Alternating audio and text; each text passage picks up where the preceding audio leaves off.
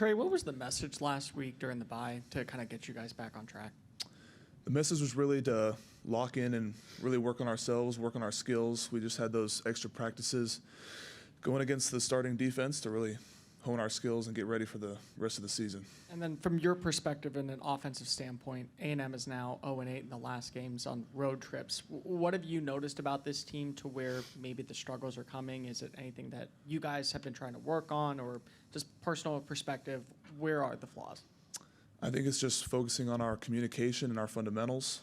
I think that's really, it's important in every single game, home or away, and sometimes we don't let them slip, but sometimes they're not as great as they could be at away games. We'll go back behind the lights in the middle to Tyler and then to Justin. Trey, how big was this win confidence-wise for the team to just kind of get back on track? Yeah, it was a great win for us. It was great to see us really come together after the first quarter and really start to gel as an offense, and our defense had a great game, so it was inspiring to see for the whole team and the offense. Did anything feel different offensively, like maybe from the before the bye week, the past few weeks, of what you guys were able to do on Saturday? Yeah, I think we were able to really focus on our fundamentals during the bye week and really get a jump on those, and also just game plan a couple things to help ourselves out during the game. And then you're going up against Ole Miss this week, who's a very dynamic offense.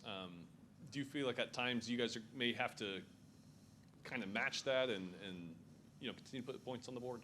Right, yeah. Our defense is going to do their best, and I think we're going to have to do our best, too, to get points on the board and keep us in the game and win us the game. We'll go to the right side of TV row to Justin and then Brent. Hey, Trey, what did you make of your pass protection on Saturday? I thought I did fairly well. There were a couple plays where I could have given Max some more space, but I think I did fairly well. In general, though, just your whole line. Oh, sorry. I wasn't trying to single you out. Okay, yeah. I think there were definitely room for improvement for quite a few reps, definitely in the first quarter especially. But I think after a while we kind of got our confidence and started playing the way we need to play. Ole Miss, obviously, they go tempo. So how important is it for you guys to sustain drives on Saturday? Because if you go 3 and out and your defense has to go right back out there, that could wear on them come the second half. So how important do you think drives are for you guys on Saturday? Right, we're definitely going to need to stay on the field. We're going to be able to run the ball through them and down their throat, and that will open up the field for the passing game. And I think we just need to be able to stay on the field and score points to help our defense out. We'll go front row on the right side to Brent and then Carter. I guess along those lines, y'all had some good first halves offensively. What has been the issues maybe the past 4 games in terms of the second halves, and what can be done to kind of improve on that front in terms of offensive production? I think just getting a little complacent in how the game is going, and I think that we need to really focus on that in practice and continuing the whole practice and finishing the practice, like going 100% and not getting complacent. Make sure I have this right. Your dad played for Consol? He did. Okay. So your aunt is my daughter's principal. So how cool is it to have all these family connections here in town and maybe getting a good home-cooked meal that you might not get otherwise as well in terms of all your connections to Bryan College Station? Right, I love it. It's like a second home here. I've been coming here since I was a kid, so it's like a second home to me here. We'll go second row on the left side to Carter and then Cease. Trey, I know last season you're kind of battling through some injuries. Just how much night and day difference do you feel from a health perspective, and what difference has that made in your game this season?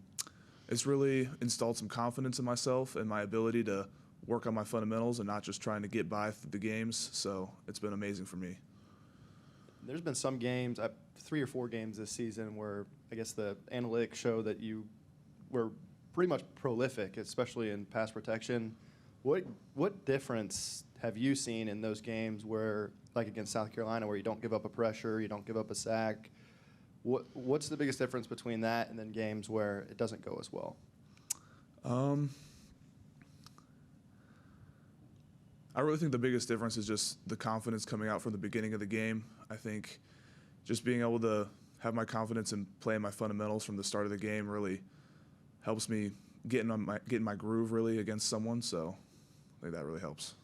We'll go front row on the left side to Cease and then wrap things up with Alex. Easier, harder, and different playing an 11 a.m. game on the road versus at home?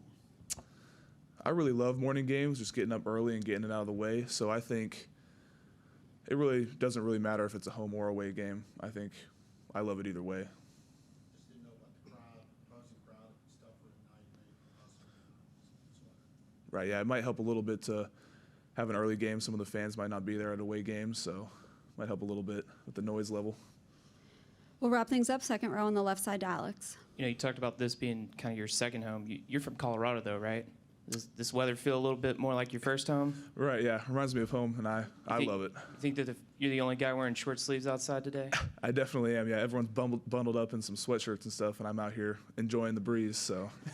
Did you ever do any like snow sports or anything like that up there?